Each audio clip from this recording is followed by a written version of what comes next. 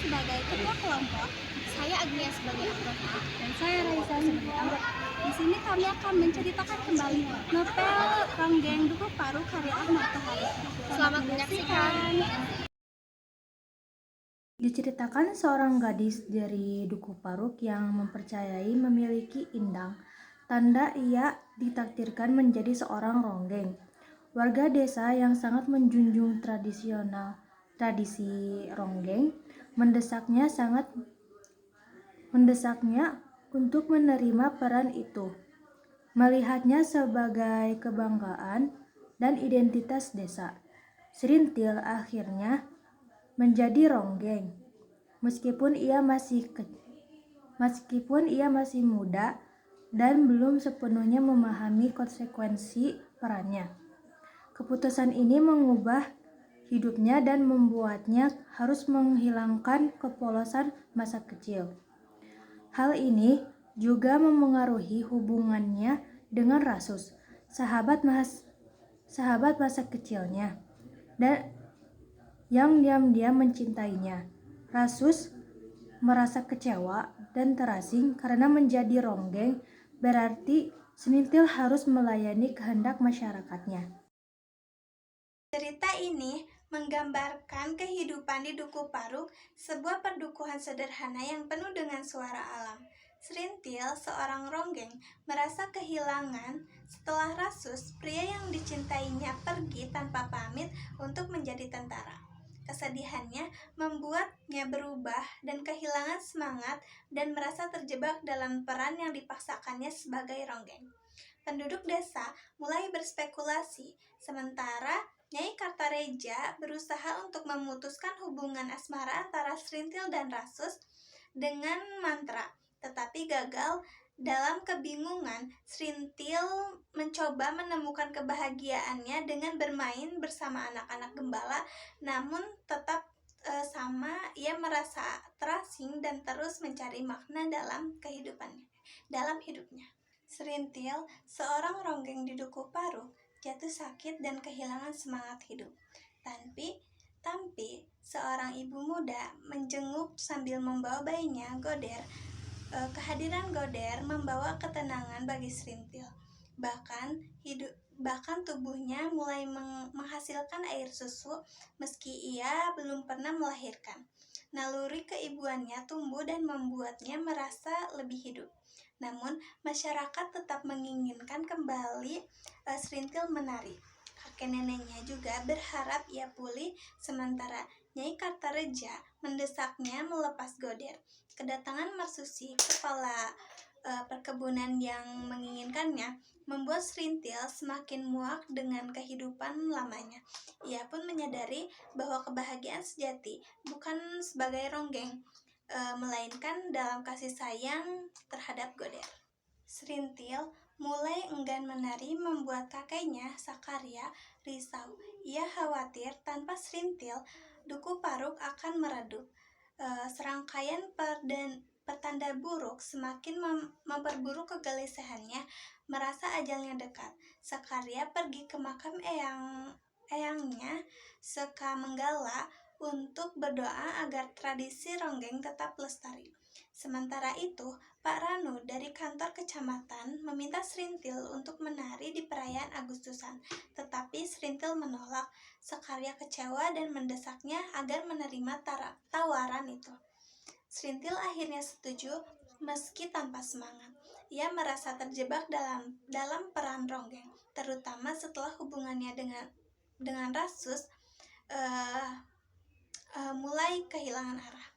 Sakum, penabuh calung yang dekat dengan Serintil, menasehati Serintil untuk melupakan Rasus dan menari dengan hati yang bersih.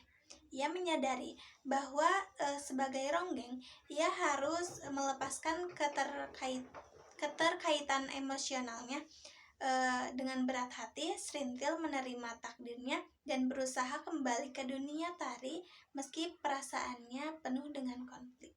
Sentika, seorang petani kaya dari alas Wangkal, pergi ke Dukuh Paruk bersama kusirnya Satam untuk mencari ronggeng demi memenuhi janjinya kepada putranya yaitu Huaras.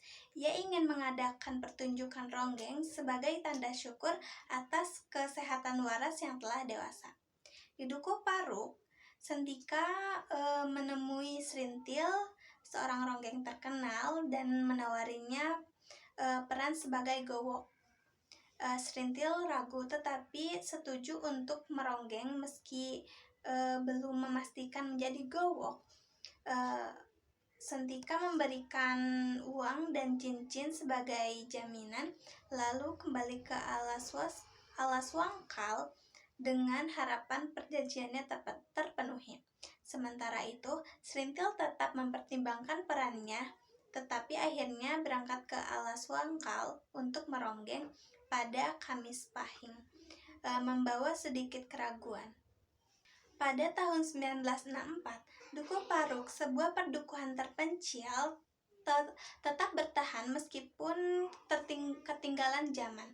Penduduknya terus tidak menyadari perubahan tahun, dan kehidupan mereka dipengaruhi oleh kehadiran Srintil, seorang ronggeng muda berusia 18 tahun yang memikat banyak lelaki dan pesonanya. Meskipun menarik, kerusuhan dan rumah tangga tradisi masyarakat Dukuh Paruk memungkinkan suaminya untuk meminta jasa Srintil tanpa masalah.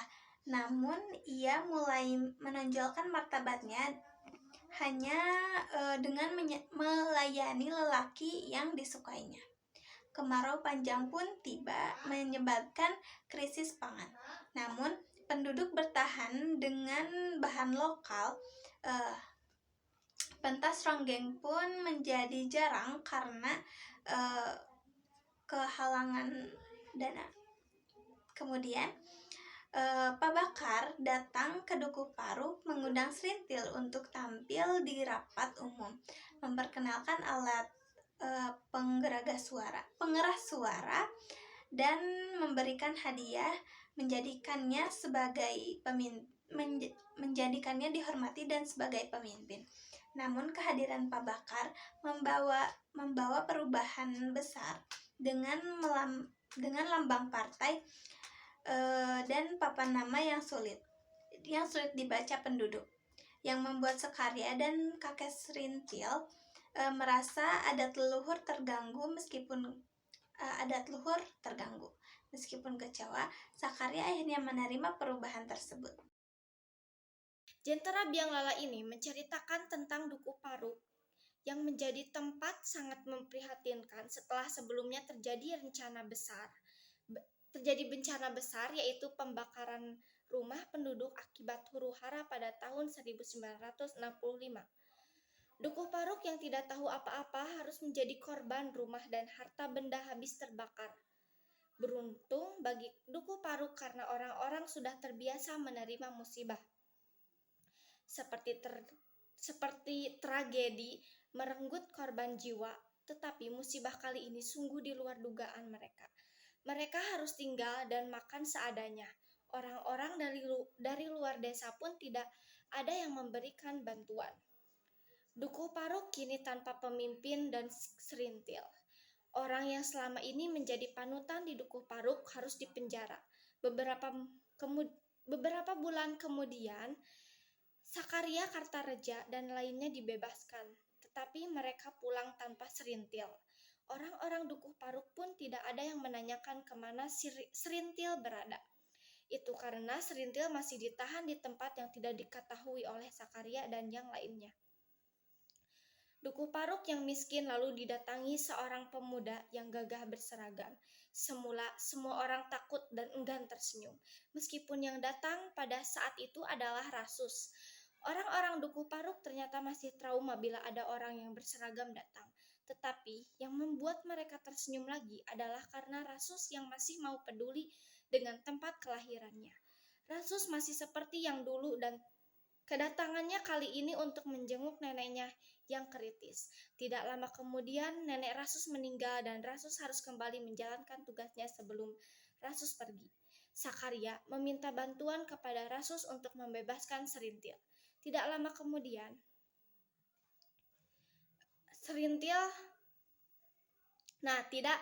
tidak lama setelah Rasus kembali ke militernya atau ke tempat kerjanya, selang beberapa kemudian, tidak lama kemudian, Serintil kembali pulang ke Dukuh Paruk dengan keadaan yang tidak berdaya, lemas. Serintil lemas dan tak berdaya dan kelelahan karena ia pulang dengan berjalan kaki. Sejak kepulangannya pun sikapnya berubah. Ia lebih banyak diam. Walaupun sudah keluar dari tahanan, Serintil masih tetap harus melapor ke tempat di mana ia ditahan. Serintil mulai bisa tersenyum ketika melihat Goder. Goder ini adalah seorang anak kecil yang lucu, yaitu anak dari Tampi. Serintil memutuskan untuk mengasuh Goder. Ibaratkan Goder ini adalah dunianya Serintil karena membuka kembali kehidupan Serintil. Cobaan kembali datang ketika Serintil diajak oleh Marsusi untuk melapor ke Dauan, tempat di mana Serintil pernah ditahan. Setelah pulang, Serintil ternyata diajak pergi ke suatu tempat oleh Marsusi. Untung bagi Serintil karena akibat kecerobohan Marsusi, Serintil jatuh dari motor, sementara Marsusi terus melaju. Serintil yang penuh luka masih belum aman karena Marsusi kembali mencarinya dengan nafsu birahi yang menggebu. Tetapi seketika melihat Serintil dengan keadaan luka-luka, Marsusi berniat ingin mengembalikan Serintil pulang ke Dukuh Paruk. Beruntung ada seseorang yang datang untuk menolong Serintil. Orang itu dari dusun yang masih satu kelurahan dengan Serintil. Hati Serintil pun mulai bisa terbuka ketika melihat Bajus. Bajus adalah seorang pekerja proyek pembangunan irigasi. Serintil ternyata menaruh hati kepada lelaki itu. Ia sangat berharap impiannya menjadi ibu rumah tangga dapat terwujud bersama Bajus. Serintil mengenal Bajus sebagai pribadi yang lebih baik. Terlebih terhadap sikapnya Serintil. Serintil yang yakin bahwa Bajus adalah orang yang akan mengubah hidupnya harus kembali merasakan kekecewaan yang begitu dalam. Bajus ternyata malah menawarkan Serintil kepada bosnya. Bajus kini berubah menjadi beringas dan memarahi Serintil apabila ia menolak permintaan bosnya. Akibat tekanan batin yang mendalam, Serintil menjadi lupa ingatan. Suatu ketika, Rasus pulang dari jalanan tugasnya. Namun, hati Rasus sangat terkejut ketika mendapati Serintil lupa ingatan. Serintil pun dibawa berobat ke dokter jiwa. Akhirnya Rasus mempunyai tekad yang besar dalam dirinya untuk membawa Dukuh Paruk menjadi lebih baik.